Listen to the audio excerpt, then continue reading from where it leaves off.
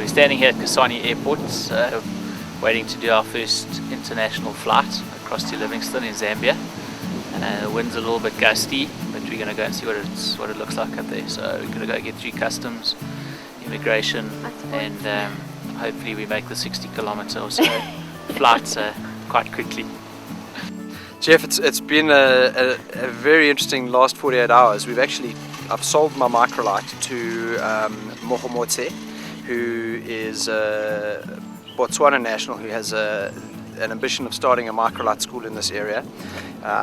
My first love is the bush, and part of the problem is we're in places like Chobe and Savuti, and they just won't let us into these places because we're towing a trailer and a microlight.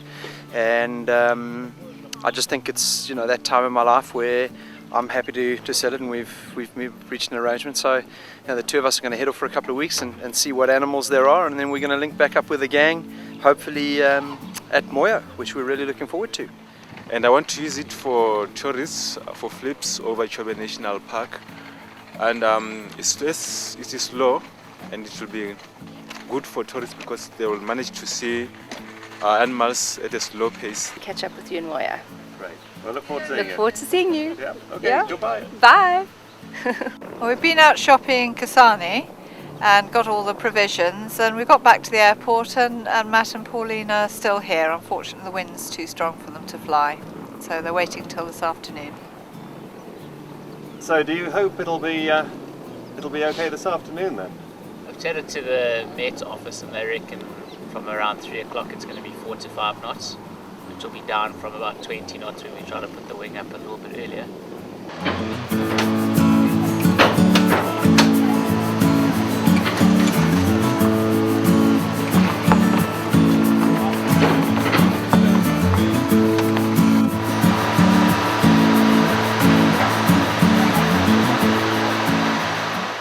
We're at Kazangula, and we're on the Zambian side now, and lots of things have kicked in. First of all, we had to buy 30 days insurance, which is quite normal. But there's also, they've introduced a carbon tax, which is about 150,000 kwacha, which is roughly $50. We've also had to pay our visas, which is $65 each. Then we've got, what's this one, a council levy or a car levy? That's only about 5,000 kwacha, so that's not too serious. We've had to go to lots of little departments to get all these things done. But, so what do you think of Zambia so far? I think it's pretty expensive. Well, we're at Maramba Lodge, and these are the tented chalets that we're staying in. A little bit of luxury here before our bungee jump. Well, we're at Vic Falls. We're actually standing on the bridge at the moment, and the big five, the team here, is going to jump or bungee jump. That's what we're hoping to do. But have a look down here. Just amazing. There's a huge amount of water. We've had a lot of rain this year.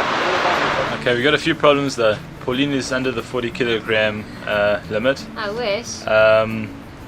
Liz has a little bout of epilepsy, and I've definitely got a neurological disorder. I don't want to go.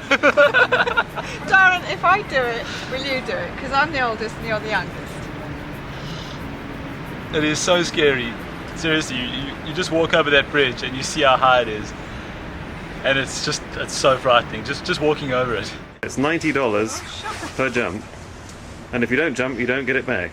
Is that right? That's true. So, man, how are you feeling? You're the first one off. I'm so excited, you can't believe What have I done? Don't just dream about it, do it.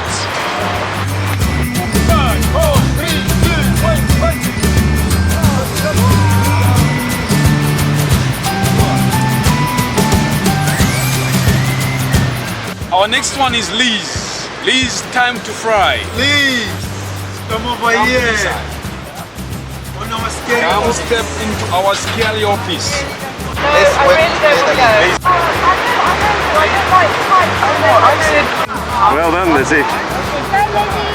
5, 4, 3, 2, 1,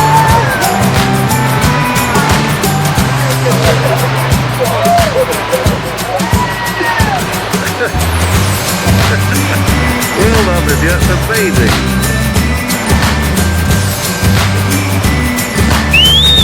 I think she's still alive.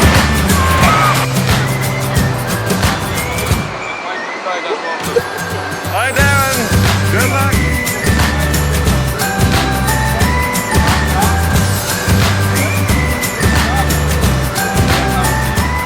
5, 4, 3, 2, 1, 20.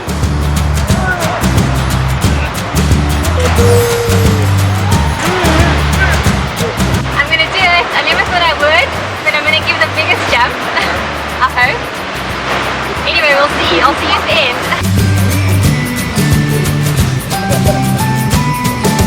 So how was it, Lizzie? Awful. Didn't enjoy it at all, but I've done it. I'll never do it again. What did you say before you went? You said, I don't know why. Yeah, I don't know why I'm here. I don't know why I did it, but I you're did. pleased you've done it. Well Yeah. done. Well done.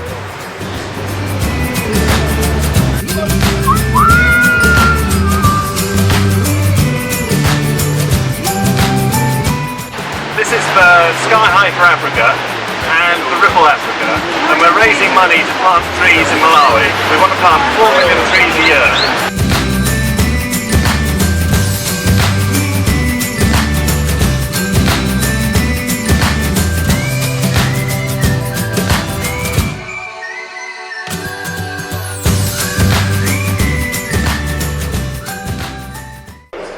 We have a trailer, so sometimes, but I flew from Kasane yesterday. Okay, to here. on a microlight. Yeah.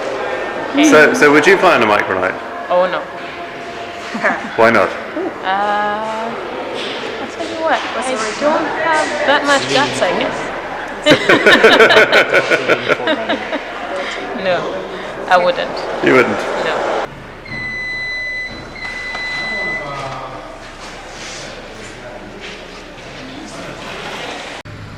Well, this is Matt's bike flight at Livingston Airport. We're just about to take a flight over the falls, and we've had some very nice ladies in the departure lounge. We've got the pre-flight inspection, make sure everything's shipshape. Okay, this is Jeffrey standing at Victoria Falls Airport at Livingston. Testing, testing. Can you hear me? He's just getting all his gear on for a flight over Victoria Falls, Muzi Otonia, the smoke that thunders. Another big runway. This one's even bigger than the last one. Yeah.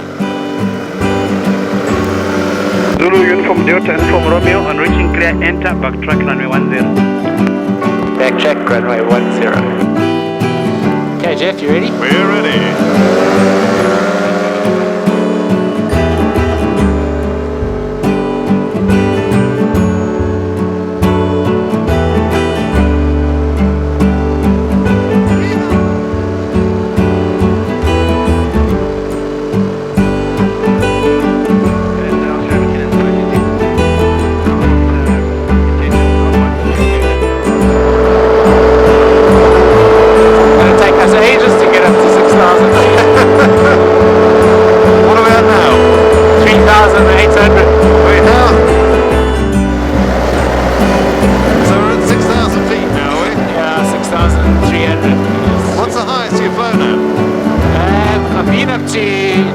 About 7,500 feet. Right. That's about the highest. But it's all relative to the ground. You know, that 7,500 feet starts at 5,000 feet. So where are we starting here? At about 3.2. So this is probably the highest that I've been in the air. Yeah. So there's the bridge we bungee jumped from this morning. Yeah. And there's the gorge that runs away from the falls.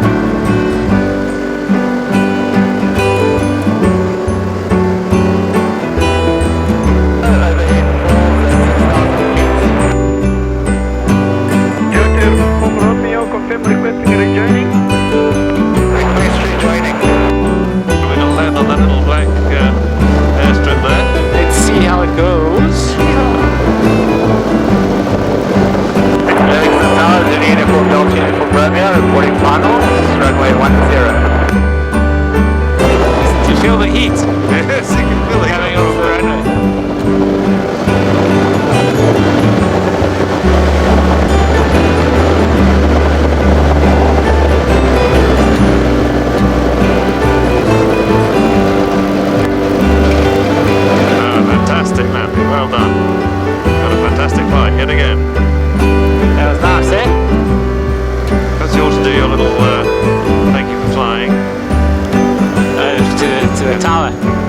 to the passengers. This is Zulu Uniform, Delta Uniform Romeo. Thank you for flying our airways today. Please fly with us again shortly. Enjoy your stay at Livingston.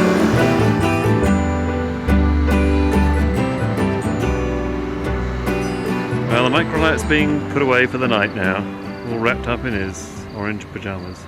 We're throwing in some aubergine and some mushrooms and some peas, so it makes it a little bit better than just the mince. Hopefully it'll be nice. I'm sure it will be. We're all quite hungry after our active day.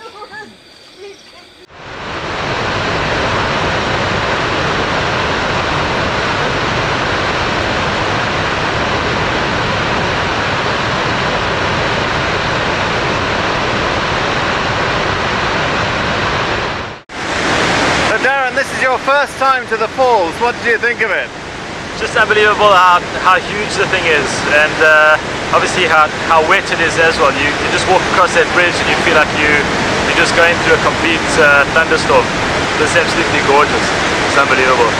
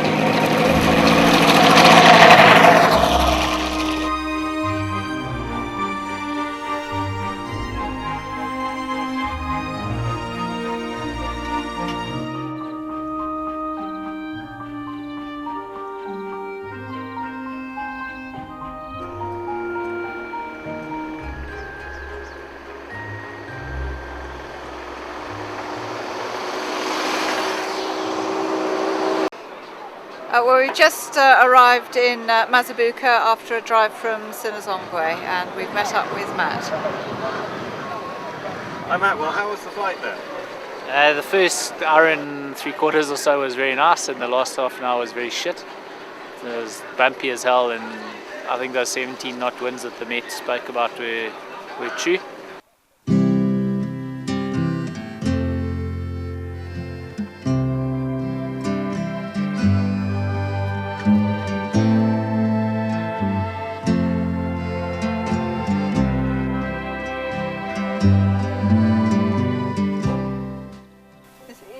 Fur is just so soft, it's lovely. They're so docile. These guys are incredibly friendly, as you can see. And very slobbery as well.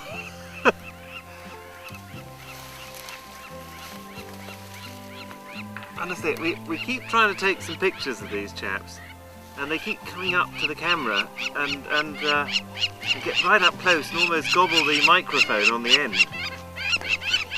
Oh. Thank you very much.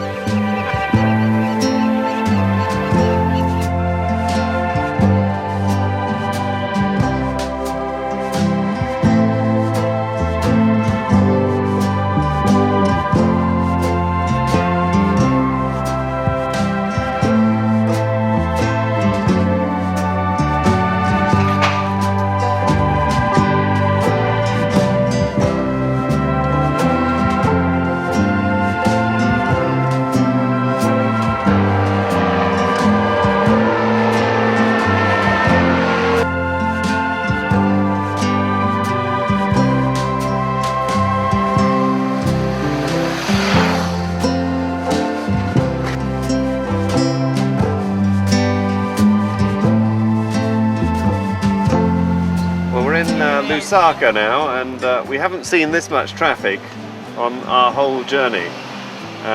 Darren's following behind the vehicle here. Hopefully he's alright. But it's an amazing place, Lusaka. This is Cairo Road, where it all happens.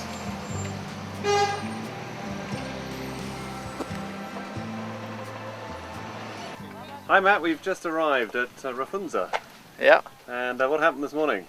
We had a good flight from Mazabuka. Yeah. And yeah, it was into a bit of a headwind. It was a bit slow, and we arrived here at Rafunza, and the airfield was not visible from the sky. So we managed to do a landing on the main road, and these gentlemen over here, Lupia and Nelson, and all the children have been looking after us for the remainder of the day. Great. So we're going to try and take off now to the Mpanja mission. Apparently there's a soccer field there, and we're going to go and land and spend the night there. Do you want me to tell you about the landing? Yes, come on, tell us about the landing. Well, it's getting quite bumpy at around 11, and Matt was really keen because we've been flying for 3 hours, and he was quite keen to land, but we couldn't see any form of landing strip here whatsoever.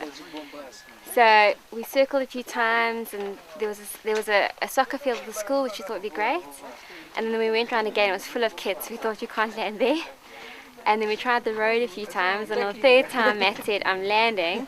And there was a truck coming from that side, and the cars passed, and the truck was still coming, and Matt was still landing, and the truck was still coming. And it was fine though. He landed and pulled off, and the next thing, this truck like screeches to a halt, and there's this Polish priest jumps out from the World Food Aid. He was like, "What's going on here? What is this?" He was so friendly, and he's ended up inviting us to go and stay at the parish with him tonight, which is great because I think it's a bit safer for all our things, and he was very friendly and very welcoming and very intrigued as to what this machine was. So it's been quite an interesting day. It's been fun though. We've been well looked after by everybody here.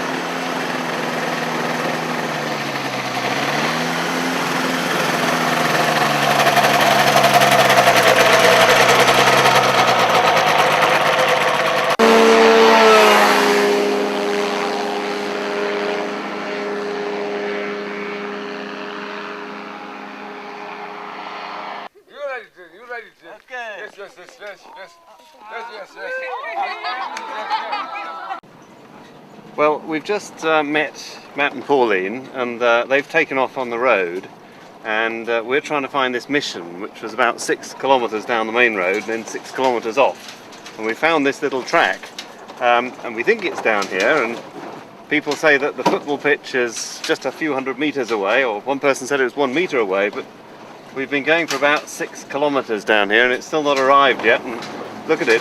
It's quite difficult towing the trailer through here.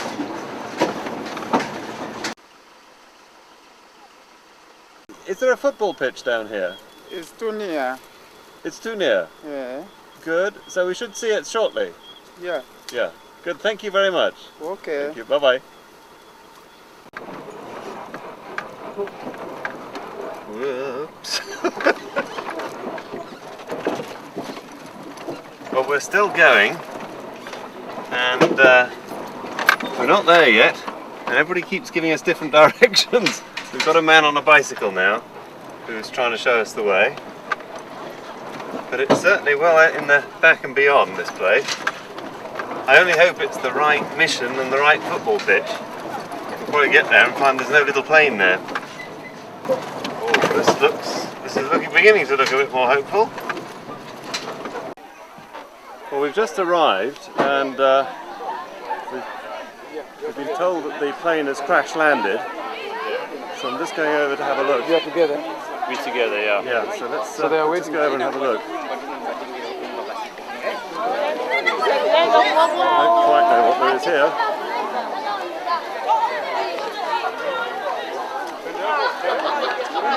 Blimey. Well, they look to be okay.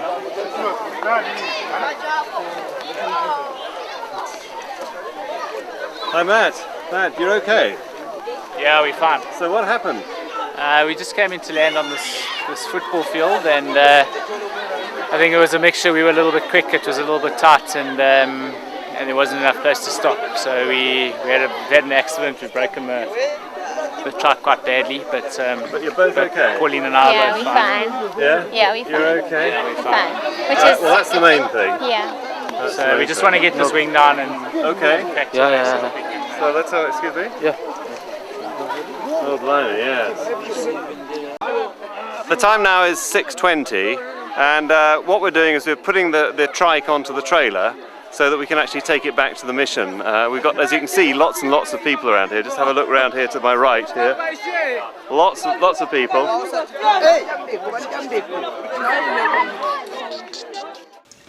This is the morning after, and we're getting everything packed away. The trike is on the trailer, and the boys are packing away the wings. Well, how are you feeling this morning, Matt? Apart from a little bit disappointed, I guess I'm okay. At least we're safe and sound, and just got to pick up the pieces now and get it on the truck so we can get to Malawi and get it to the Solar Wings factory so it can get fixed. We're packing this up for one of the last times, I think. I hope, anyway. Trying to get everything in this little black bag on the roof. Oh.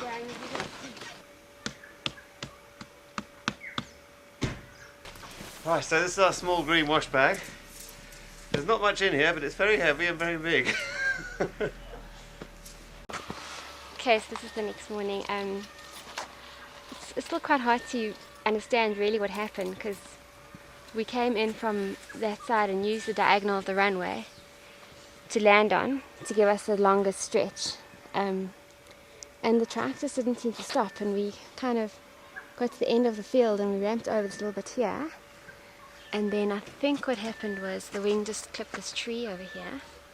2, 3. It's a long way to the long way. It's a long way to go. It's even further to Moya, to the place that we all know. It's great to be back in Malawi. We actually, Maddie and I are so excited to get back to Moya. We didn't actually think we'd, you know, you always say you're going to return back to a place and you don't really think you are. And remember in your kitchen that one time before we left England, we said we're going to have a reunion in August 2006. It's not quite August, and Celia and them aren't with us, but it's 2006 and we're going back. And it'll be nice to see all the people there and to see Martha and to see Emily and see how she's grown. And so yeah, we're really excited to go back to Moya and happy to be back in Malawi. Yeah, I've been growing this beard for a good 6 weeks now. I'm very excited about it. I don't know what all the fuss is about growing a beard. It's actually quite useful. You keep a bit of breakfast in it. It's actually quite stylish as well, and you've got something to floss your teeth with while you're riding. You feel good. And it's warm for. But I'm really looking forward to getting back up to Moya. There have been lots of exciting things happening up there. Lots of new building, and also I want to see all the trees that have been planted and see all the people that are there, and to show you the place for the first time, because it's a great place. As we all know, Steve and Julie left us a couple of days ago, a week or so ago, and Steve had sold his truck in Kasane to a local Botswana man. I just got a text from him now saying that the truck sale has fallen through, and that they are going to try and get to us by the 16th. Okay, well, we've just driven north from Lilongwe. This is about 25 kilometers north of Lilongwe, and as you can see around here, there are really no large trees, and 10 to 15 years ago this would have been thick forest. The reason all the trees are being cut down are numerous, but mainly wood is the main source of energy for cooking. Only about 4% of Malawians have electricity. Also they need firewood for burning bricks, and they need wood for building. Now what's been happening over the years is that they've had the natural resource of trees, they've cut them down, they've used them, and they haven't replanted. What Ripple Africa is trying to do is to get the local population in the northern region where we're based to actually grow trees. And our plan is to grow 4 million trees per year. And this project, Sky High for Africa, is to raise awareness of our project and to raise money for it. We've just travelled up from Lilongwe and we're staying here at a place called Cool Runnings. This is at Salima.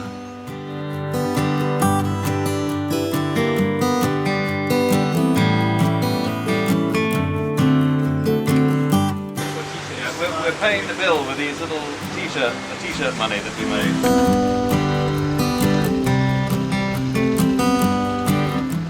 The name red zebra is the name from this fish.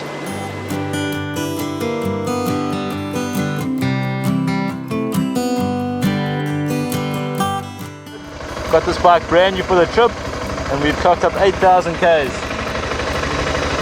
There's plenty more to come.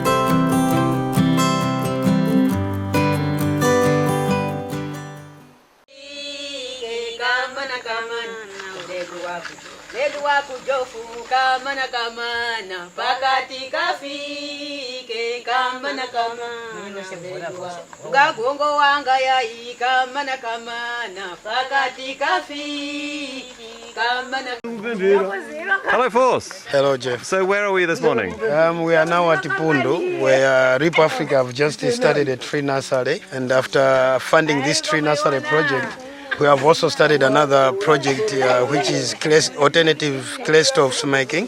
So what we are doing here is constructing the kiln for burning the clay stoves.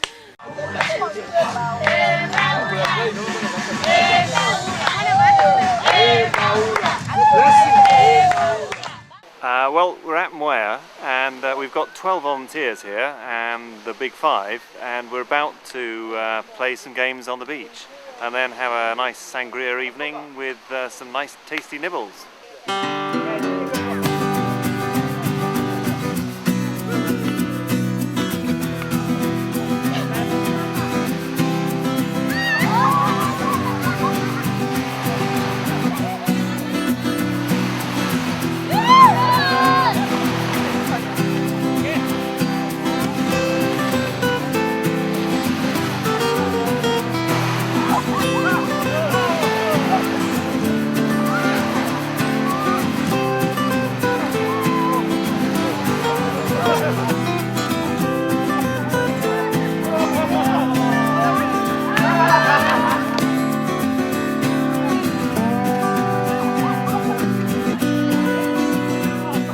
Just been a fantastic cameraman, however annoying it really is.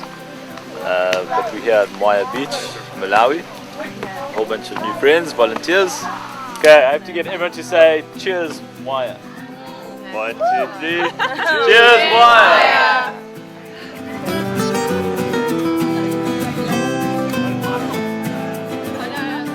We're sitting at Maharaj restaurant in Zuzu.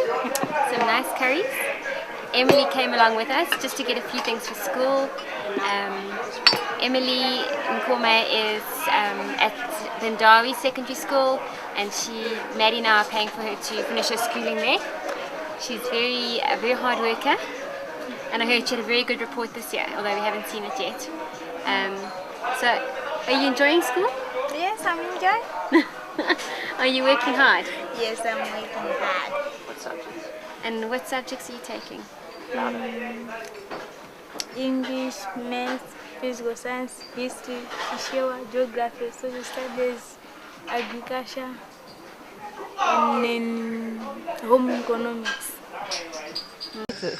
So I brought Julie down here today. What do you think of what we're doing here? Jeff, I think I'm blown away. I definitely had an expectation of what you're doing, but I think the scale of it is just far bigger than what I thought, and the community involvement is really what's impressed me, and how they got involved, and just sort of the initiative that they've taken. And I think you've got some fabulous leaders that are obviously being role models and showing them and guiding it, and I think you two are doing a superb job. I love it. I'm very inspired. I like it because I think that all too often these sort of problems are highlighted by Westerners who try and provide Western solutions to African issues, and they never take. And what I like about this is I really feel that these are low-tech solutions which you've talked about, but clearly the people involved have embraced that, and they can relate to it, and they can see a way forward and solutions to some of their problems. And I think that it's a very realistic objective that Ripple Africa has set out to accomplish. And I mean, given that you guys only started in November of 2004, and it's the first time I've been here, but you can already see that certain milestones have been achieved. And I mean, that's what you need if you're going to make an impact or make a difference when you embark on a project like this. So I mean, I'm impressed with what I've seen. Morning. Morning. So you're ready for the early morning swim? Yes, we are. There's Maddie. Let's see Matty. He's not there. Good morning. Oh, good morning. Wakey wakey. Rise and shine. I'll go and try and wake Darren up. Good morning, Darren. Yeah. Morning. Morning. So you're ready for your last morning swim? Yes, we're all ready. I'm just going to put some bikini on. Ah, David. I've forgotten David. Morning, Jeff. Good morning, David. Are you ready for your swim? Yes, of course. Good. Okay, it's Moya's dream.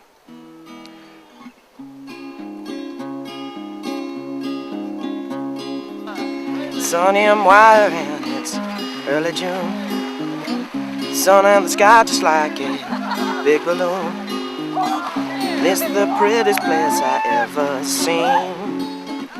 Could be Moya, could be a dream. It sounds so wide and the lake's so blue. Paradise for eyes with one hell of a view. Now this is the prettiest place I've ever been. Could be Moya, it could be a dream. It's morning Moya and it's time for a swim. No time for bathing costumes when you got skin. And it's the biggest bathtub I ever seen. Could be Moya, it could be a dream. And if I'm dreaming now, then don't make me stir. The sound of people singing, bouncing on the air. I give myself a pinch but only scream. It's definitely Moya, but it's everyone's dream. Well, morning Matthias. Hello. Hello. So this is the building team. We're renovating the classrooms. They've actually stripped all the concrete off the floor. They've treated it for ants. And they're also going to be painting the walls. This one is yet to be done. This is one of the classrooms that's been done. This evening we've invited some dancers and performers down, and they've got songs and they're miming acts all about deforestation and bush burning, shifting cultivation, all that sort of thing. And it's amazing because all the people here are really sort of taking it in. And that's exactly what we want, so it's marvellous stuff. Very impressed.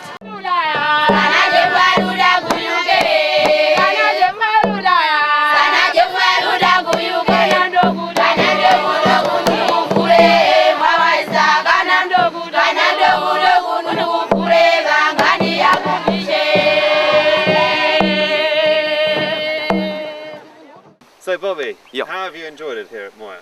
I've really enjoyed it, yeah. It's been very good. It's completely different from what I thought it was going to be like. What do you think it would be like then? Well, I brought my tent for starters. I expected to have to cook your own food, and I thought the whole community, like, 'cause when I was in Candy last year, I just saw like the state of, not the state of the school, but you know, there wasn't really any desks, there was no books, there was hardly any chalk.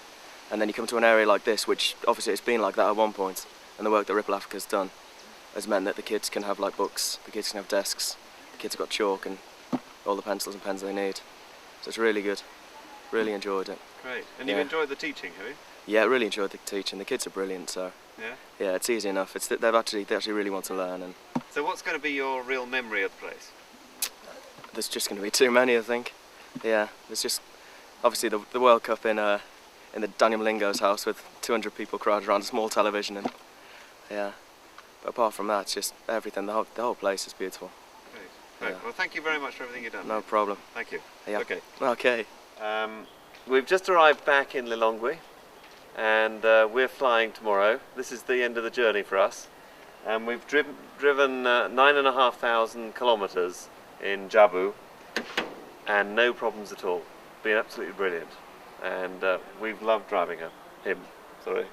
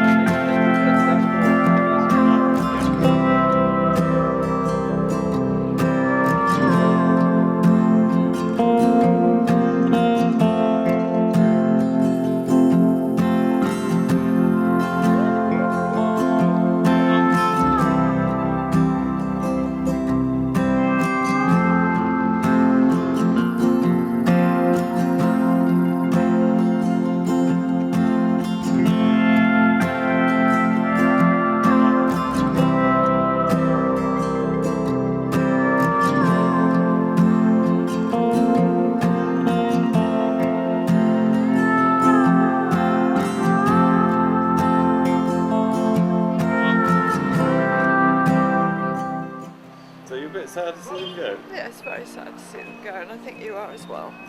Certainly am.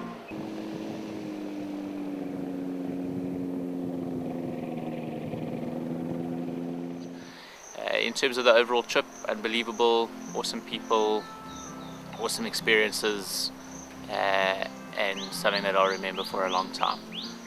Going back home, I think particularly after the accident, Pauline and I have realised that our biggest priority is a family, and we really look forward to our new house, hopefully our new family, and more adventures ahead. I feel like I'm in the long way around doing a daily diary, although I think we decided our trip should have been called the wrong way around because we flew into a headwind most of the way. But it leaves the beach for the end, which is really exciting, and probably a nice holiday, which is, we haven't really had much of a holiday.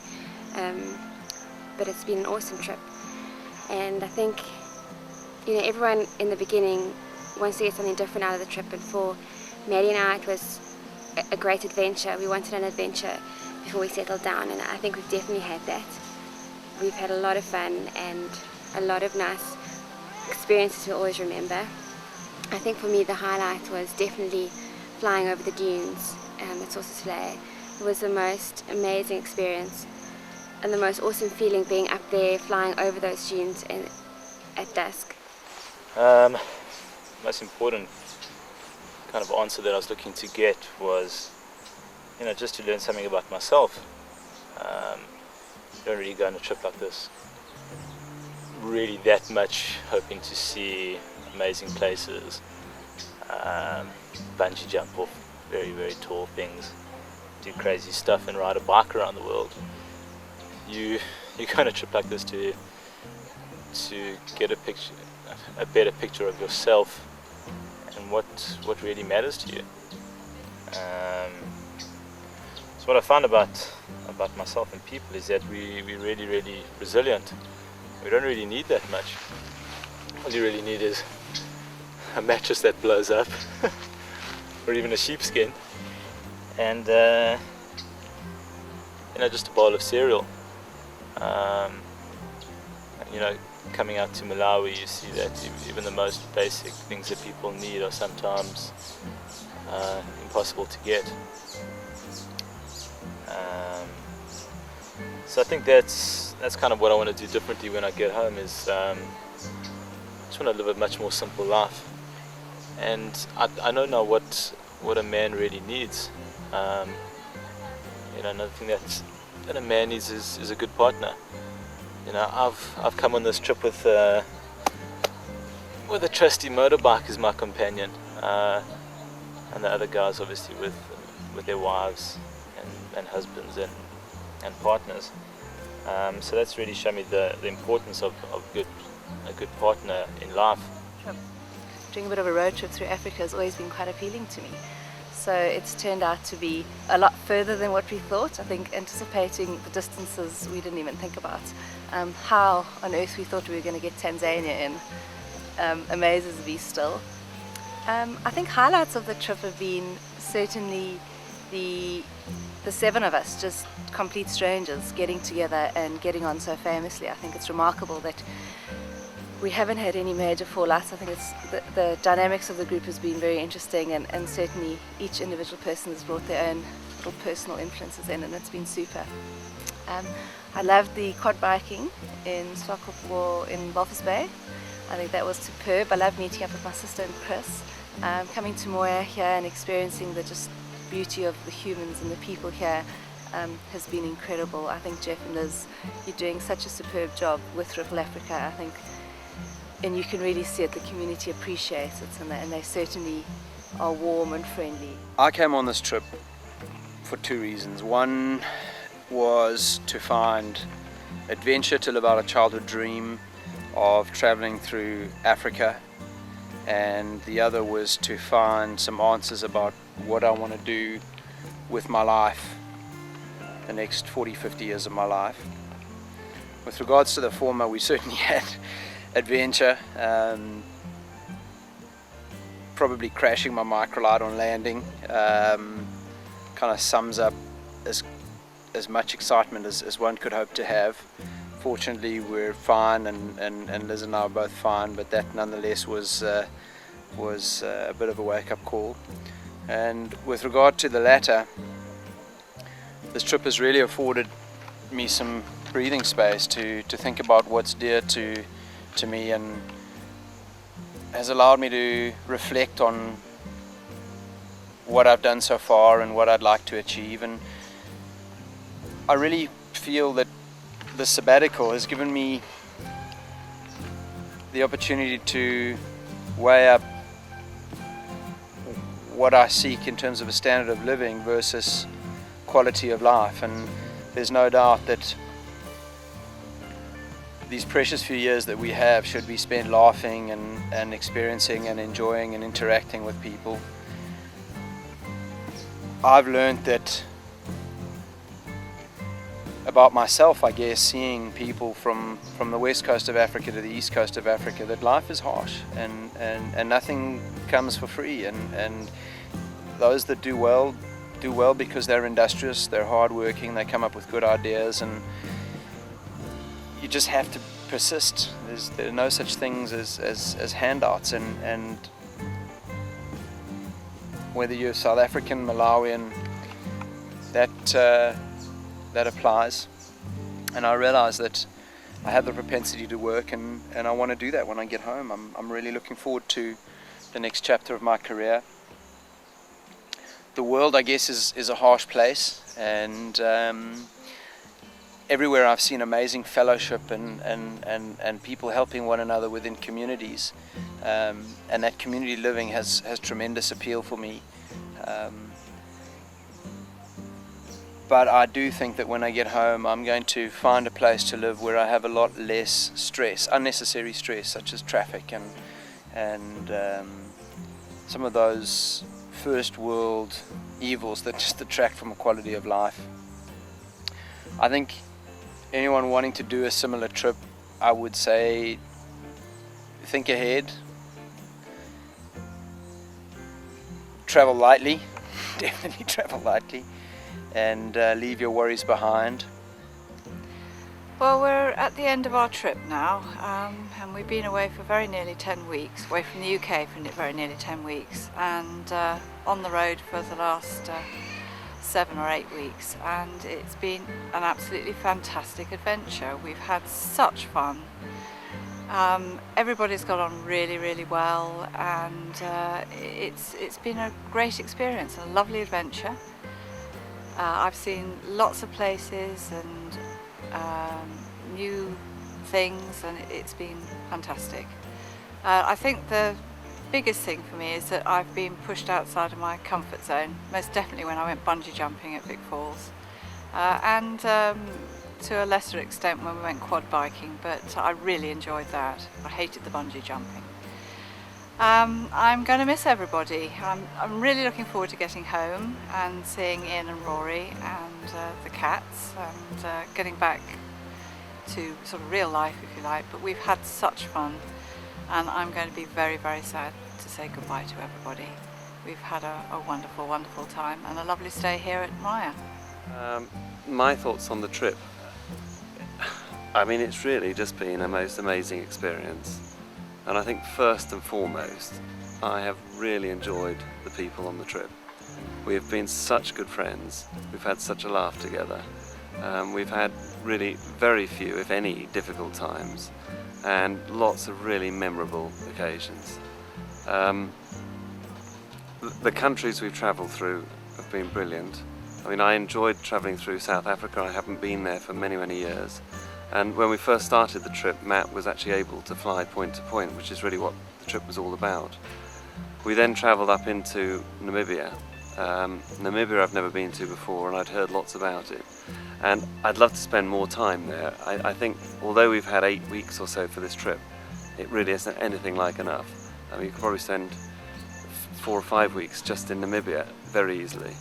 There are huge distances to travel and lots of places to see, and a lot of the time we were just really driving through. Then we got into Botswana. We stayed at Kasane and then went into Chobe, the game park, and stayed at a little place called Ihaha, a little campsite. I think that was probably my favourite place of the whole trip. The game viewing was wonderful. And I remember, just having sangria there by the Chobe River with all the guys. What magic that was. And then we travelled into Zambia, and then through into Malawi. I'm really pleased that everybody actually came to Moya, our place in Malawi, and we're able to see what Ripple Africa is doing. Because part of the idea of this trip was to raise money to plant trees here in Malawi.